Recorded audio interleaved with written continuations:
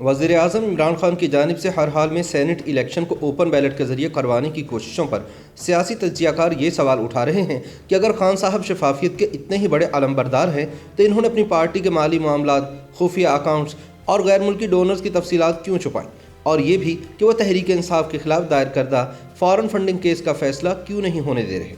Senior صحافی اور column نگار عارف نظامی کہتے ہیں کہ وزیر اعظم عمران خان کا سینٹ انتخابات کو پوتر بنانے کی کوشش کرنا بلا شبہ ایک نیک کام ہے، لیکن شاید انہیں احساس نہیں کہ وہ ایک کرپٹ ترین سیاسی نظام میں اسی قسم کے ہتھ کنڈوں کے ذریعے ایوان اقتدار تک پہنچے ہیں۔ یہاں یہ سوال بھی پیدا ہوتا ہے کہ سینٹ ہی کو ریفارم کرنے پر اتنا اصرار کیوں ہے۔ عارف نظامی کہتے ہیں کہ اگر عمران خان شفافیت پر اتنا ہی یقین رکھتے ہیں تو ان کی جماعت نے ان کے امام پر فارن فنڈنگ کیس میں غیر ملکی بینک اکاؤنٹس اور ڈونرز کی تفصیلات کیوں چھپائیں۔ سوال یہ بھی ہے کہ فارن فنڈنگ کیس کے پیٹیشنر اکبر ایس بابر کے بار بار مطالبے کے باوجود انہیں تحریک انصاف کے الیکشن کمیشن کی اسکروٹنی کمیٹی میں جمع کروائی گئی دستاویزات تک رسائی کیوں نہیں دی جا رہی۔ عارف نظامی کے بقول تحریک انصاف حکومت قانونی اور سیاسی محاذوں پر شکست کھانے کے باوجود بضد ہے کہ سینٹ کے اگلے ماہ ہونے والے انتخابات اوپن بیلٹ کے ذریعے ہی ہوں۔ جہاں تک اس سلسلے میں آئین میں ترمیم کا تعلق ہے، وہ پارلیمنٹ میں حکمران جماعت کی مطلوبہ عددی اکثریت نہ ہونے کی بنا پر ناممکن ہے، مگر نہ جانے کیوں عمران خان پھر بھی بضد ہیں۔ وزیر اعظم عمران خان مصر ہیں کہ انہوں نے سینٹ کے انتخابات میں سیکرٹ بیلٹ کو ہر صورت ختم کرنا ہے۔ ان کا موقف ہے کہ سینٹ انتخابات میں خرید و فروخت ہوتی ہے۔ انہوں نے سن 2018 کے سینٹ الیکشن میں 60 کروڑ روپے لینے کے الزام میں اپنے 20 اراکین اسمبلی کے خلاف سخت نوٹس لیا تھا۔ یہ الگ بات ہے کہ تحریک انصاف 3 سال گزرنے کے باوجود کسی بھی ایم پی اے کے خلاف کوئی الزام ثابت نہیں کر سکی۔ عمران خان کے اعلان کے باوجود اس کرپشن میں ملوث کسی بھی ایم پی اے کے خلاف کوئی کیس نیب کو نہیں بھجوایا گیا۔ بعض سابق ایم پی ایس نے عمران خان کے خلاف مختلف عدالتوں میں ہتک عزت کا مقدمہ دائر کیا، لیکن تحریک انصاف نے کسی کیس میں شواہد یا جواب جمع نہیں کروایا۔ یہ بھی ستم ظریفی ہے کہ سینٹ چیئرمین کے انتخاب میں جوڑ توڑ، سودے بازی اور ہارس ٹریڈنگ کے نتیجے میں فائدہ تحریک انصاف کو ہی پہنچا تھا۔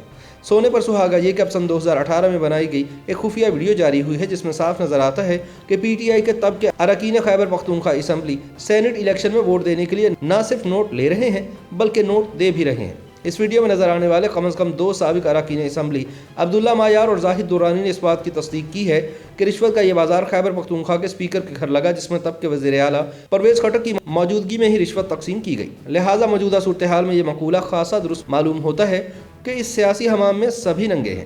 عارف نظامی کہتے ہیں کہ پی ٹی آئی کے ترجمان فارن فنڈنگ کیس میں بھی اپوزیشن کو ملون و متون کر رہے ہیں، جبکہ اپنے پروں پر پانی نہیں پڑنے دیتے۔ سوال یہ ہے کہ اگر حکمران جماعت اتنا ہی شفافیت پر یقین رکھتی ہے تو اخلاقی جرات کا مظاہرہ کرتے ہوئے اپنے اکاؤنٹ سامنے لے کر آئے۔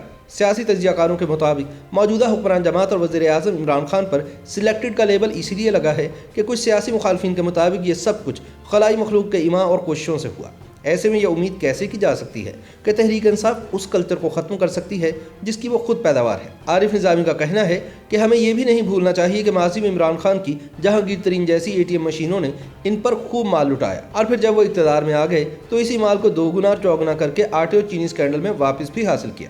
عارف نظامی کے مطابق اس قسم کی کاروباری سیاست کے نتیجے میں اب ہماری سیاست میں کئی مفاد پرست گروہ پیدا ہو چکے ہیں جو نام نہاد اصولوں کی بنیاد پر اپنی پارٹیوں یا لیڈروں سے روٹھ جاتے ہیں اور حکمرانوں کی طرف سے فرمائشیں پوری ہونے پر جلدی مان بھی جاتے ہیں۔ بعض مبصرین کا خیال ہے کہ عمران خان کو اپنے اراکین اسمبلی پر اعتماد ہی نہیں، تاہم وجہ کچھ بھی ہو، سینٹ کے طرز انتخاب میں اوپن بیلٹ پر اصرار کرنے کی کیا ضرورت ہے؟ ایسا قانون پاس بھی ہو جائے یا آرڈیننس کے ذریعے نافذ بھی ہو جائے تو جیسا کہ سینٹ کے سابق چیئرمین رضا ربانی نے خدشات کا اظہار کیا ہے کہ آرڈیننس کا غیر مؤثر ہونے کے بعد اس کے ذریعے ہونے والے سینٹ کے انتخابات کا کیا مستقبل ہوگا۔ عارف نظامی کے مطابق یہ آرڈیننس بدنیتی پر مبنی ہے اور پارلیمان کے ساتھ مذاق کیا جا رہا ہے۔ یہ بھی محسوس ہوتا ہے کہ اس آرڈیننس سے سپریم کورٹ پر دباؤ ڈالنے کی کوشش کی جا رہی ہے۔ بعض حلقوں نے اس خدشے کا بھی اظہار کیا ہے کہ حکومت کا اوپن بیلٹ کا شوشہ چھوڑنے کا مقصد محض سپریم کورٹ کو بلیک میل کرنا ہے۔